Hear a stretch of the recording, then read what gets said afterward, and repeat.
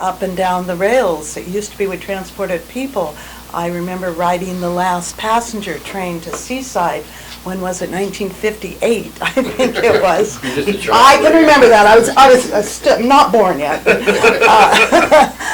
So rail is, I think, is an important transportation facet to our county, as well as river. We have 60 miles of Columbia River frontage.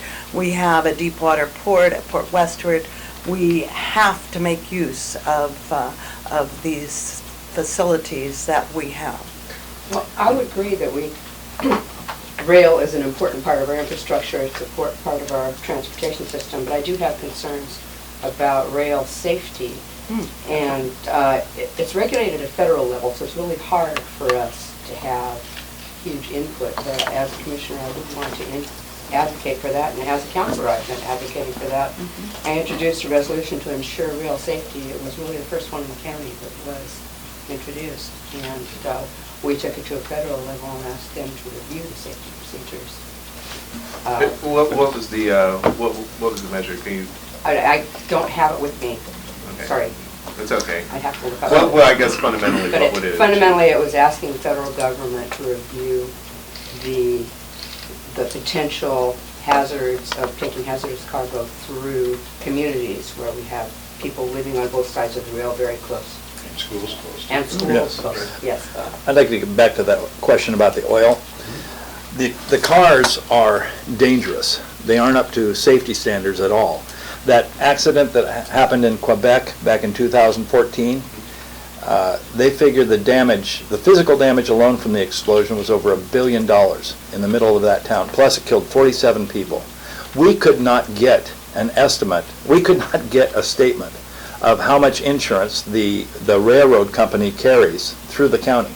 They say it's proprietary. Well, how can it be proprietary?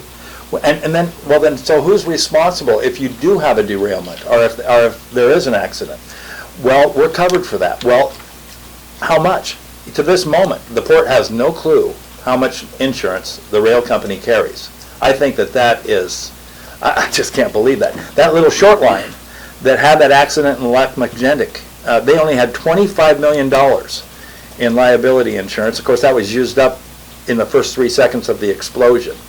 So that's always been a concern. The cars, until they get the upgraded, safer cars, I think we need to reject back in oil out of hand just because of the danger it's bringing through our community. I think Chris Iverson finally got to the bottom of that issue. Did he get a number? And he got a number, I think, 400 million. I thought it was 350. But you might be right. Let's 50 million. Is that right? But it was only after, and I know Chris, we all know Chris. Oh, I remember the fight he It was had. only after pounding away at Genesee that he was able to get that number, and that took him 6 months. Oh, yeah. I remember. So as a county commissioner then, to any of you, how do you fix that? I want to see the paperwork before they even start the project. I want to know the liability. I want to see the vouchers. I want to see it. I want to see it from the insurance company. I want the right dates on it. Well, and again, to me, this goes back to the management issue. The question should have been asked by the port prior to them signing the lease and agreeing to use the property for a oil terminal. You don't ask it after they're coming here and then it's like, oh, there's an accident. You should have asked it first. And it should have been part of the agreement and the lease agreement.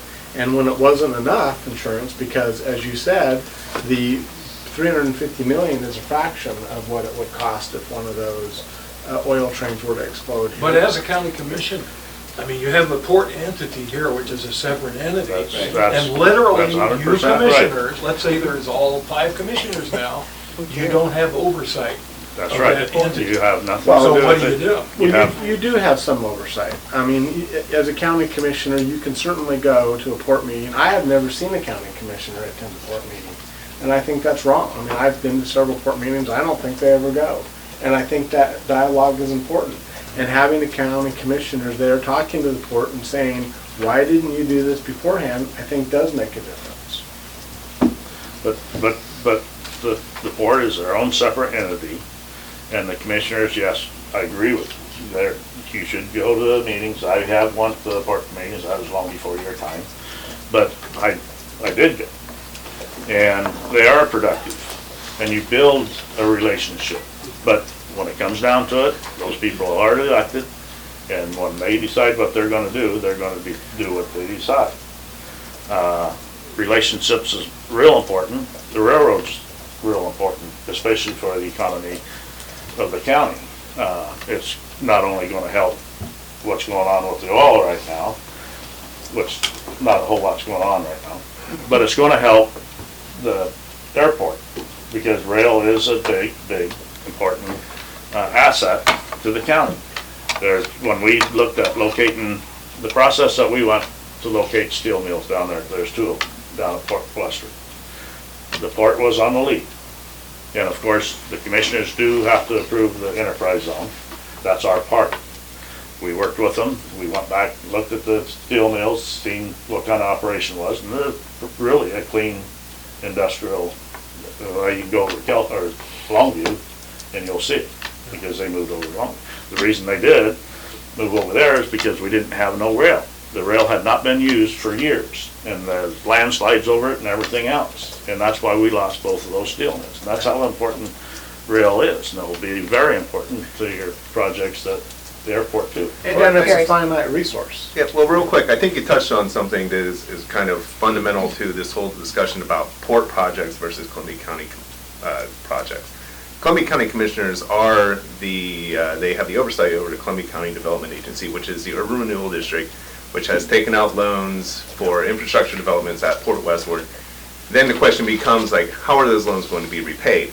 And, one can make the argument that because some industry wasn't coming, certainly we had the Great Recession, but there was some strain and some question about repaying those loans to Business Oregon. As a county commissioner, you would have some oversight and certainly would be in a position to look at those loans, and I would certainly think you would want to have some argument for development needs to happen, or otherwise you're going to have to tax the Columbia County residents to make up those loan shortfalls.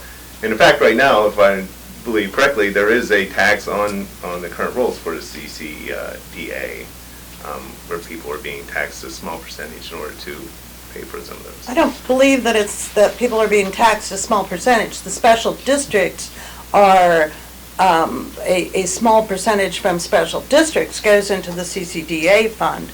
And then now, as in this year, when however many million, I wish I could remember all these figures, has come back through taxing the industries at Port Westward, each of those special districts is getting a return of those funds. That's my understanding. And I think that that development of Port Westward is not our only revenue source. We have some wonderful small businesses in Columbia County, Rightline, Tevan, this Pacific Steel, USIA, and Spotlight. the Spotlight, right. Oregon KOHI radio. Oregon That's right. Shepherd, manufacturer of wool building insulation in Rainier, Oregon. And those, we need to provide support and guidance for those folks so that they can bloom, so that Rightline has had a great experience this year expanding their business, and very quietly. People don't even know Rightline exists. I know they exist because my business in Rainier is just down the road from them. But I think that our economic development team has been active in supporting these businesses, and they need to continue to do so that we have another area of revenue in the county, not just depending on the larger revenue sources. And the ports can provide us with some high dollar value, taxable value, which is much more than Oregon Shepherd, a very small business in Rainier, can provide. But we need that combination. We can't just put all our eggs in one basket. And Right. that's exactly what you do by supporting all industry in the county, is because, you might not like some industry that we have it here, but it's here. And so you have to support any industry that's here. you have to support any business that's here, you have to support.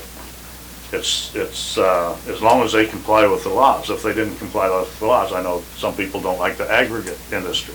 Some people don't like the oil industry, but they're here and we have to support it. As long as they comply with the laws that's here, then we should be supporting them. That's a commissioner's job. Is there any industry that's off the table for you, Joe? No, I think every industry that's here is something the commissioners should support as long as they comply with the laws. I couldn't That's our disagree job. more. We should not be picking and choosing Thanks, Susan. industries that we like, because maybe the next commissioner might not like his business. Like you said, you don't like the agro, maybe I somebody didn't say I might, don't like the aggregate. maybe somebody I just say we might, got a tremendous maybe somebody aggregate might start taxing, possibilities there. start taxing contractors and stuff to pay for CC or something like that. Where does it stop? It's gotta stop someplace, and it's not a commissioner's job. He's supposed to be responsible for everybody. Susan, you wanted to say? Yes, I too believe in a lot of the local industries. I was very impressed with Right Line too. They're a family-owned business that really supports their employees, and Pacific Stainless only have a number of medium-sized industries. It's the medium and small-sized industries that are job producers. In the larger companies, you have a lot of jobs, but you have a lot of risk too. And sometimes most of the jobs are at the front end. They're the construction jobs that will eventually go away. So I think we need to put more effort into supporting our small and medium-sized businesses. Is there any thought about how we address the fact, I'm not sure if I have the percentage right, but about 70% of at least the South County commutes to Portland or Washington County? That's for the county. If you look at Scappoose, it's almost 90%. I think we I build think a that's gonna gate change. at the end and Toll charge road. a toll. To get out. Right, a toll to get out and a toll to get in. I think if the Scappoose Research Facility gets off the ground, it's going to change everything. It's going to change jobs, training, education. It's going to require more housing. There are a lot of problems we're going to have to, that are going to be developed as a part of this. We're going to have to look at where we're already stressed, like in housing, and provide for that. It all comes down to economics. I mean, as long as you bring the jobs in, the industry in, that's gonna slow the traffic down on the highway, just that plain and simple. Well, and one reason that businesses locate in certain places is because there are skilled employees to hire. So, that Intel obviously located where it did because there was a source of employees. They all happened to move out to Scappoose and then commute. But if we can, with the research center, develop a source of skilled employees, perhaps then we can attract some industries that will use as the CTE, career technical education programs that are developing again in the schools. They used to call it vocational training or FFA, but now it's career technical education. And the watershed councils and the SWCD have been very active in partnering with those folks and promoting the wood forestry program in Clatskanie. We have nurseries, plant nurseries, native plant nurseries that we've developed in a couple of the schools, giving children the opportunity to develop some skills in natural resources, in environmental skills, and in forestry. So I think that we are focusing back on that track of developing citizens with some skills, and that should help attract some industries. I'm hoping that with the research center, perhaps we can also utilize our 75% of our county is in timber, and perhaps something like the cross-laminated timber production that is now happening. Maybe there are other timber products that can be developed that we can see a growing industry for. So I think there are just a myriad of opportunities. We can't take advantage of all of them, but we have to slowly move forward and see what might work. And I think that we have to pick industries that are compatible with our lifestyle. And that's been the problem, is that the idea that we should just take any industry and that's just sort of our lot in life is, to me, wrong. I think that we can pick and choose, and we can say, no, We don't want industry after industry that comes in here that's based on old technology that's going to fail, that we invest millions of dollars on, and then we're stuck holding the bag. We can pick and choose, and we can say that the oil company just showed up. I mean, that's how that happened, because we are the least common denominator as far as nobody else wanted it, so we get stuck with them. And so to me, that's a wrong way to approach development. The AMRC center that's coming here, that didn't just show up. That took work. That took recruitment, that took planning, that took partnership, and that's the way to do job development, not just wait for anybody just to show up and say, oh, they're here, we got to take them. No, we can choose. It's about keeping our livability. It's about recruiting technologies and businesses that are going to enhance our lifestyle, not the things like the oil trains when they came. They displaced other industries. I mean, there are growers and agriculture that had to transport their goods by different ways because the oil trains used up all the capacity. That's not smart, and we shouldn't encourage that. And speaking of agriculture, Who are that's those another opportunity. agricultural people that had to, were they transporting by rail? They had to transport by truck. Who was transporting by rail? A big one was Harry and David, that was no longer Oh, able. I thought you were talking about in our county. No, I mean in the Northwest, that was offset by the oil trains that came to our county. Another industry that is part of our past but hasn't been emphasized lately and is very compatible is niche farming. We used to have FFA classes, and I had a constituent who was asking why we don't bring back FFA, our home economics, and some of those basic ones. But we have herb farms in the county. We have organic vegetables. We have beef. We're raising. There's an organic dairy farm. These are all opportunities too. They're much smaller. Hey, There's a little nursery down here. That little nursery called Means? Right. Yeah. Yeah. The largest west of Mississippi. Developed from an FFA project. Right. That's where The that problem- began. The problem with that is, yes, our land use saved the farmland. Well, they didn't understand that you save the farmland that's here. If you look at everybody that's got farmland, there's very few farms that could make a living on their farm. They cannot afford the equipment to farm. You got 20 acres or 40 acres or even 80 acres and try to grow a product that you're going to live on, you can't do it. But You cannot afford the equipment to operate it. If you look at who's running the farm out here, it's hay fields, and you got 3 or 4 people that put hay up and they run around trying to get all the fields done, and that's our farmland. I come from So- a family of farmers, dairy farmers and fruit farmers back in the Midwest, and what they do to get around this a lot of times is have cooperative ventures where they share equipment and they share a lot of the things that you're talking about, and they may not be able to make it as individuals, but as a group, they can help each other.